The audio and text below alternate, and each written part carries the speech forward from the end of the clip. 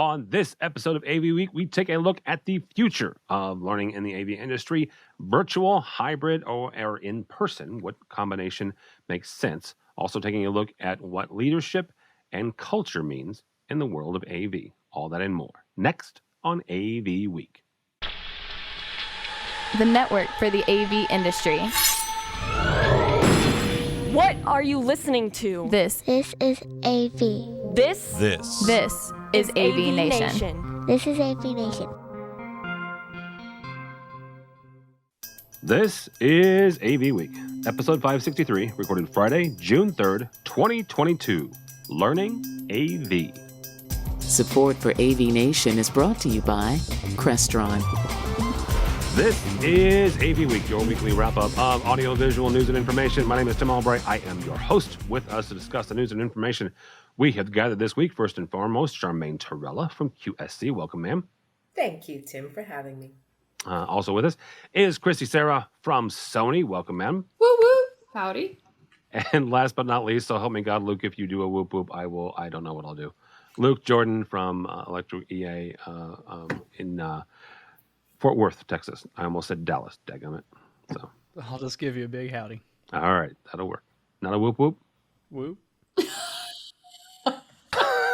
First story comes from our friends over at AV Magazine over in the UK. Clear One announces the quote-unquote termination of CEO Z Hakamoglu. Z has been the head of Clear One for decades.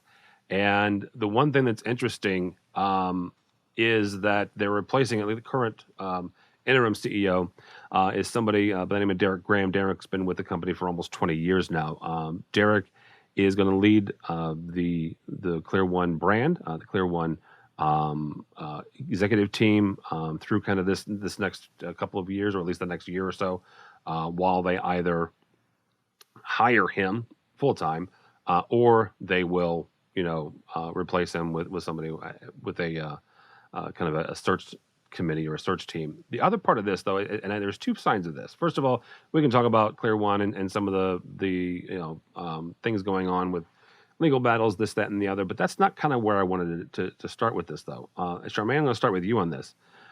Z was one of the first female CEOs in the industry. Not for nothing, that is something, right? And they have replaced her with a man, a person of color, but still a man nonetheless.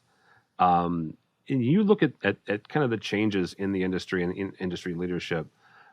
This story comes around the same time that another industry legend, an industry stalwart, Randy Klein, who had left and stepped away from Crestron about 9 months ago. It was announced this week that he joined the advisory board of a hardware as a service company called Excite. So you've got some moving and changing here when it comes to folks that have been in the industry a long time. They know a lot. They've got a lot to offer, and yet we've got some moving here. What do we look at what do we see rather when we look at the changing face of the industry? Kind of the legacy and the leadership. Well, first and foremost, we've been doing some musical chairs for the last year within this industry. It's insane. I mean, I came from the integration side over to the manufacturing side. On the client side, they've been moving around also. And then everyone has been doing this for the last year or so.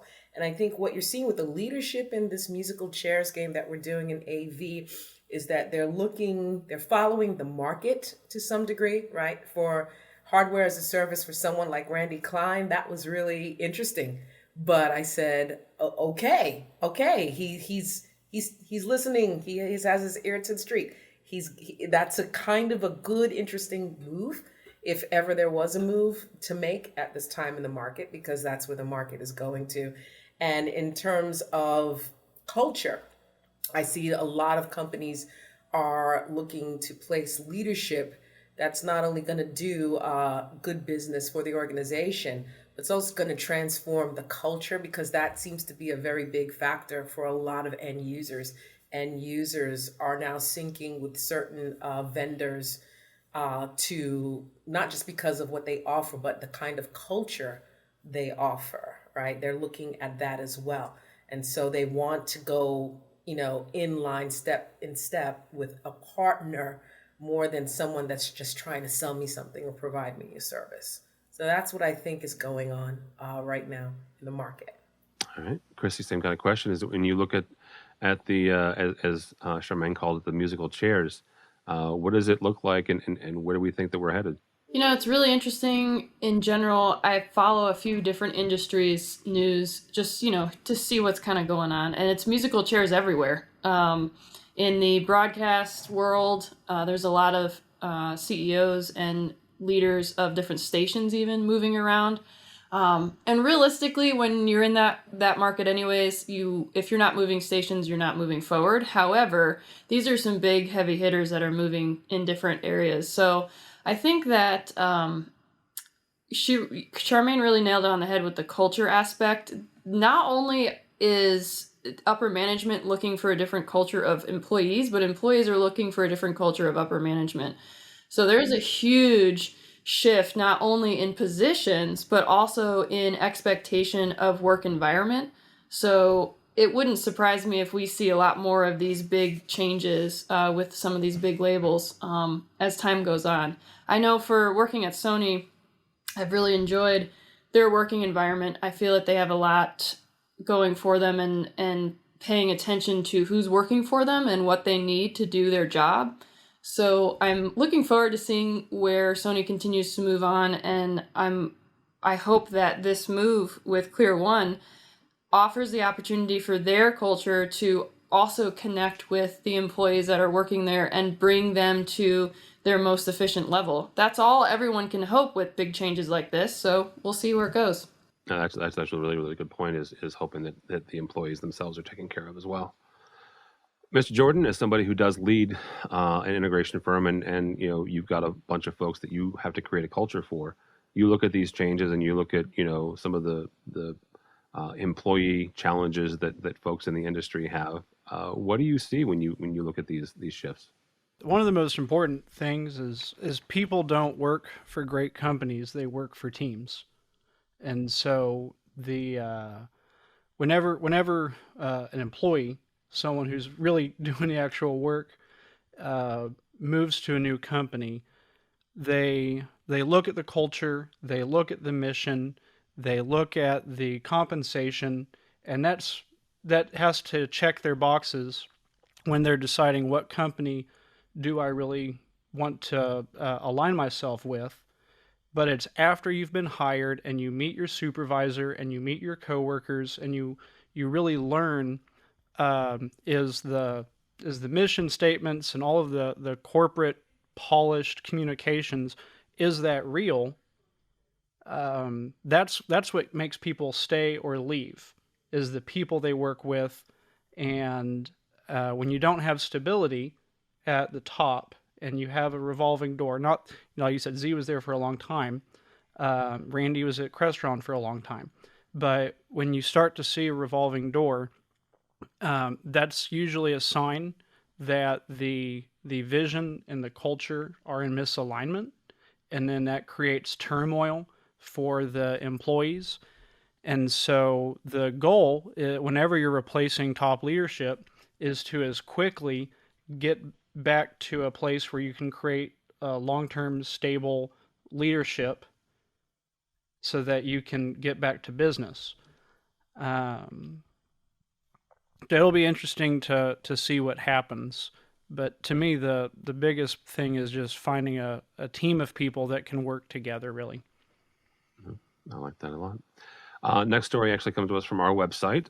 Atlas IED has opened Atlas IED Academy. Real side note, Atlas IED is a pretty good size sponsor of AVNation. We like them a lot. But not for nothing, they opened a new online platform. According to the article, it offers detailed product information and system design courses, DIY tutorials, content focused on industry trends and best practices, as well as CTI GlobalCom certification. And CTI or GlobalCom, if you're not familiar with that, is Atlas IED's mass notification system. Chrissy, I want to start with you on this. One of the things that Chrissy has been teaching AV a long time. So this is right up her alley. When you look at something like this, you look at in person, which, just for the record, before the pandemic, Atlas held classes throughout the country, and that's kind of where they did education. So now they have shifted to not all online, but they've certainly done a lot of investment here. You look at this self-guided model. You look at other manufacturers' models, which are either self-guided or they're virtual, but they're in real time, right? So a real person is doing a webinar type thing, or you look at online. Where do you think the industry is going when it comes to AV education? Whether it's virtual, it's kind of self-paced, or it's in real space, or is there going to be a mix of it? I feel like I could talk forever about this topic as well as the answer to this question. It's multi-layered. Of course, you won't get a simple question or answer from me. It's multi-layered because one thing that I feel as AV professionals, especially AV trainers, that we need to be paying attention to is we're not just teaching people how to use product or teaching people about technology. We're teaching people how to create AV solutions, which is completely different than those first two things. So in my experience and my preference, I will always be a fan of in-person, hands-on gear, plugging things in, teaching. I always recommend that when people who are visual and audible and kinesthetic learners can actually put their fingers in the rack and do what they're supposed to do. If they are installers, I'm not going to be happy if the guy that's on the install about to put a Sawzall to the wall learned how to operate a Sawzall via an online class. I'm not going to be happy with that. However, there are technologies that can be this hybrid, if I dare say this word in this context, model where they can learn about something in an online environment. I mean, I remember there was elements in my last years of college that were beginning to come online, and that did save time. It saved time from getting to the class, walking there. It saved time for the professor. The other thing that it did is it opened up a whole nother avenue of cons where I had to then utilize extra discipline for myself to get coursework done. I didn't have somebody beating me over the head with a syllabus to get something done. Maybe I needed to have it. Let's take the Sawzall example for a second. Maybe I would have needed to have gone and got one myself instead of it being there at a lab in a room to work with. So as far as the AV industry goes, I think we have a responsibility to not just teach people how to utilize product and understand the technology that the product is using, but we also need to pay attention to teaching the ones that are doing the teaching. We can't just say, hey, here's a camera, here's some HDMI cables in a classroom, good luck. Like we have a responsibility to make sure that they're ready to go from day one, and that's including end user, that's including our clients, and that's even including our fellow AV technicians that we rub shoulders with at a trade show, because we need to bring everybody up to that point. So I'm always a fan of academy offerings, whether they're online, in person, as much training as we can get out there available to people to click on or to show up in person. Let's do it. This is really exciting. I'm hoping I get to talk with some people at this upcoming trade show that we're headed towards about, some of the work that was involved to get some of these specific topics up and running. I mean, audio system gain structure, maximizing your audio signal chain, fantastic. 70-volt audio system basics, still a thing, still very important. And sound masking, open architecture for DSP, really great opportunities here. So to answer your question in a shorter way, the industry might be leaning more towards these virtual experiences and, maybe even utilizing the actual equipment that we have in the audiovisual industry to do teaching, but we still have to teach our video technicians the actual getting, nitty gritty parts of the technology and training them about the AV solutions for sure. I'll stop talking because I could keep going.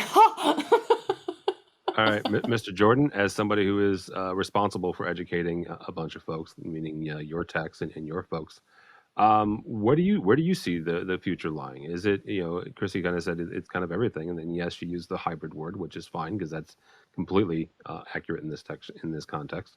But where do you see the most value and the most efficiency in training your staff?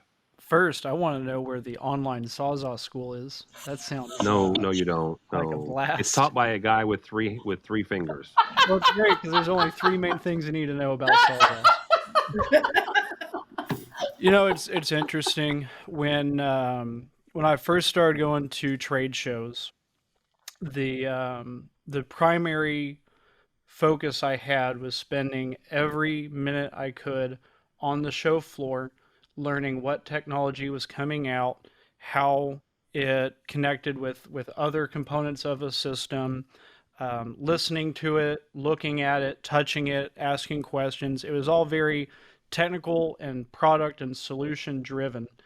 But as my role in the company moved further away from design and installation, um, I really spent 60% of my time focusing on relationships, and less time focusing on the actual products and solutions themselves.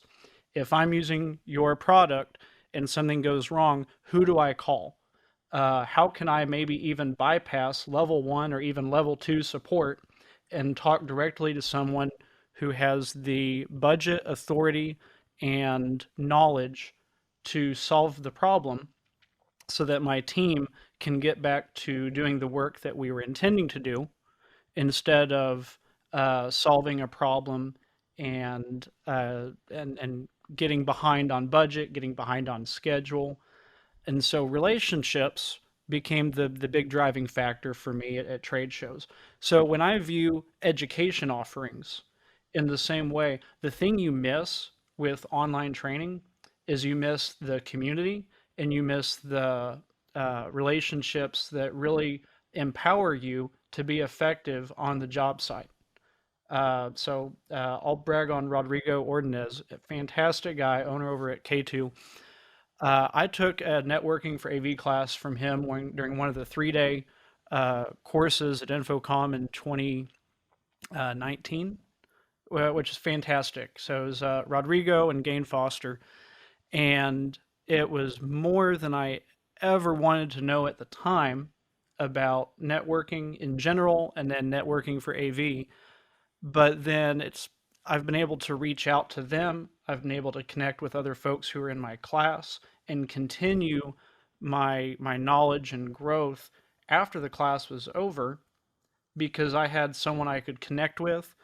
We got beers after the class was over and just got to know each other, and that made the experience much better. It made me enjoy the learning process a lot better. And I still had a 5-inch binder chock full of information that I could access at any point in time. And so while I understand you're doing it online, it's self-driven, you can do it in little chunks as you have time, and that's certainly convenient. It's isolated, and in a lot of ways, it's not practical. So I'm a huge fan of education. I read books all the time. I continue to take technical certifications and courses to maintain my CTSI, my ability to talk knowledgeably with clients, and to be able to show up and know when something isn't right when my engineers or my installers are doing something. Just because I'm in sales and ownership doesn't mean that I get a pass. But I kind of agree with Chrissy that the in-person aspect will always hold more value for me. That doesn't invalidate the value that this has, but it's not. Neither one is complete in and of itself. All right, Charmaine, last one on this. Where do you see kind of the future of AV education? Well, the future of AV in education is going to be a multi-approach one. And here's why I'm saying that. So, QSC, we have a great on-demand learning portal, free, accessible to everyone. I think what Atlas IED did is wonderful. One of the best things you can do, and here's why. On the integration side, one of the things you had problems with is, okay, I want to learn more about this product. I want to learn about this. Where do I go? Oh, you got to call someone and bring them in. And right now, in the age of COVID, the way everyone is working so remotely, that is a hard thing to do. That's number one. The second thing, you have labor shortages. When I was chairing the Diversity Council, one of the initiatives that we took on was trying to augment the AV labor force. The problem was to learn everything you needed to learn about these products and solutions. There's a lot of digging and calling people that we had to do in order to bring this education to people who were trying to break into this industry. The fact that you can now find this at an academy online portal is a great thing because it eliminates a lot of that time in trying to figure out where to go. It's direction, right? And it's also a precursor. So you can't think of it as an end all be all. For example, with QSC training portal online, accessible again, if you Google it, it's a precursor. There are different levels. And then as you get through the levels, you can go further and deeper by getting someone to come to your organization and train your group and come on site and physically do that with equipment. It should be levels because AV is a trade, right? It's just a trade. There's no formalized path of education for AV. So if you can start with a direction being online as a precursor, that is a great thing for the personal development of the AV individual contributors. For the business development, it's a very great thing because it eliminates customers, customers such as the integrators can be considered customers as well as the end users. If you want an end user to use your products more, make it easy for them to do it. Don't make it hard. Give them all the education they need on your product. Don't charge them for it if you can. Some in certain levels you might have to, right? The deeper and more technical, there's a cost if you're going to get personnel on site, sure, and you're going to have to, pay for that time. That's our industry. You pay for time. But if you want someone to really, grab on and latch on to your solutions, your products, and find usefulness and use it and apply it more, yes, start with this education, provide it. That's business development part of it. Your organization, you're going to get, like QSC, did a wonderful job in making that available. So people have the availability. Okay, yeah, we can use this. We got the training and we're getting help. Okay, great. I want to use this now.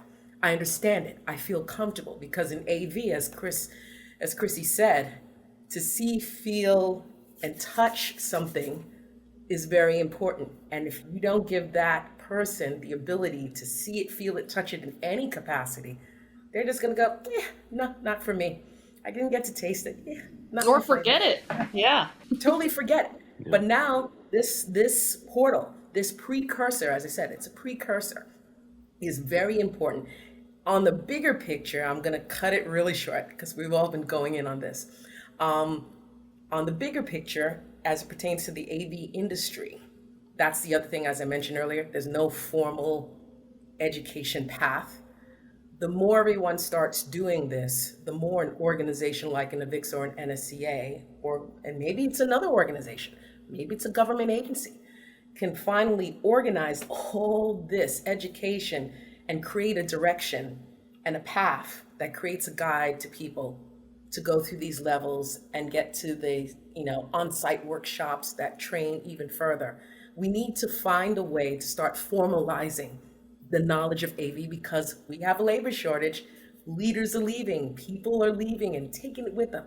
So this is another way to start formalizing it in a way, which is what I like. I appreciate that because we need to drive people to this industry. We need to show people this is a viable industry. This is a strong industry. Here's how you get in. We need to increase our labor forces. It's just, that's where I'm looking at it. A different perspective, though, in regards to having a free platform. There's no shortage of lawyers, but law school and the bar is expensive. So the free access to education model, if you're not paying for it, you are the how's that saying go?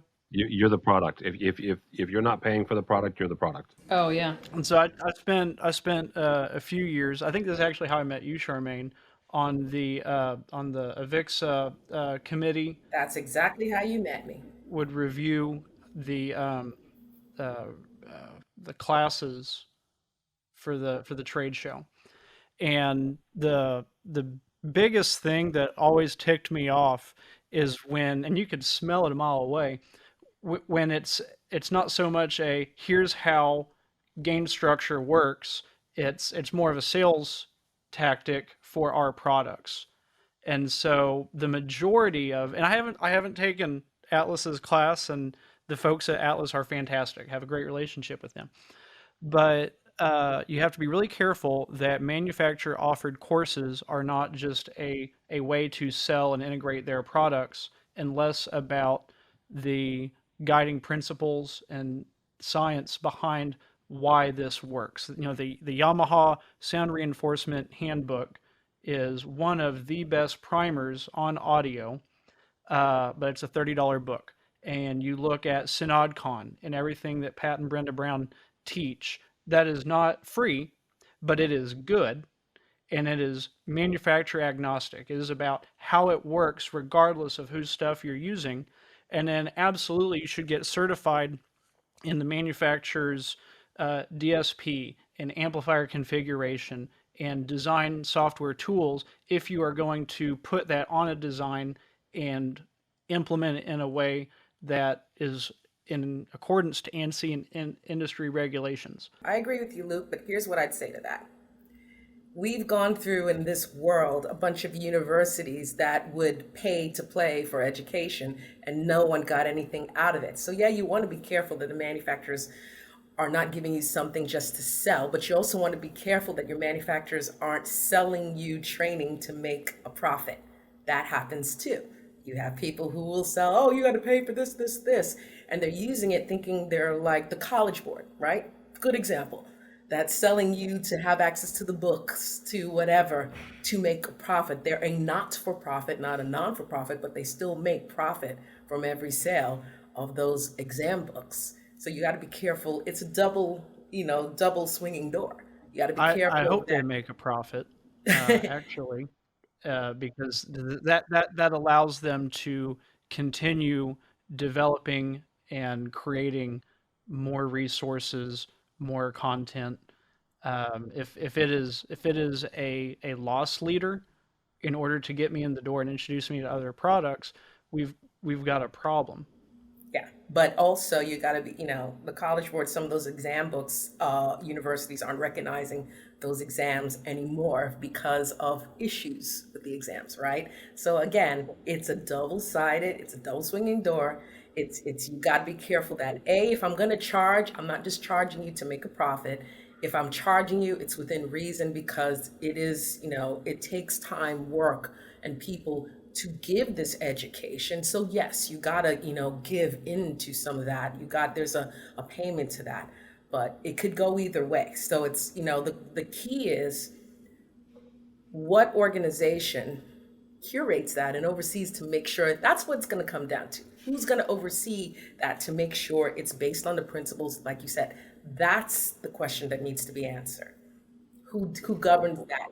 As we wrap this up, I don't think, and I point a lot to the IT industry when it comes to education, but there's not one there, right? So there's not one in AV either. I mean, a lot of network engineers that I know, they'll go after their CCNA, whichever level of that. Well, the first letter in C stands for Cisco, right? Now, CCNA has become an industry standard in the network industry, in the IT industry, but it's still tied to Cisco. It's still tied to a manufacturer, right? So I don't know that they've got it figured out. I certainly don't think that we've got it figured out. We've got a lot of great organizations.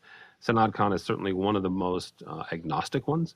Avixa has come and gone in education, and I've got nothing on that either way. But I think that we're getting there. It's just it'll take a second. So, all right, that is half an hour. Y'all. So I know we were supposed to get to security and we didn't, and Chrissy was all ready for it. I'm sorry. Mr. Luke Jordan, how do people connect with you? Come to Texas.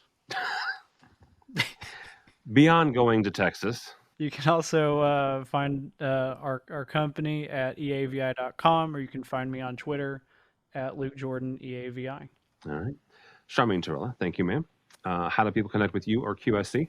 You can connect with me at charmaine.torella@qsc.com. You could also connect with me at the Infocom show at Las Vegas at booth W947. Check me out at the QSC booth. Have a lot of things to show you. And you can find me on Twitter, LinkedIn, just as my name is spelled. Type it in and you will find me. All right. And the W in that, for those of you who haven't been paying attention, brand spanking new West Hall, which is right across the street from the North Hall. If you're familiar with the West and the Central Hall, there is not an Infocom in the Central this year. It is in the West and the North. There is a walkway over the street between the North and the West. It's about a 10-minute walk for this old man. So y'all could probably get there in 5, or you can take the Tesla between the West and the North. We got to get you a scooter. Yeah, one of those, like, what do you call those things? Like the wheels? The Rascals? A one wheel? One wheel, yeah. So, like, and then you... Yeah, I would probably fall and break myself apart. Chrissy, Sarah, how do people connect with you or Sony? We connect through the stars. Sony is pro.sony.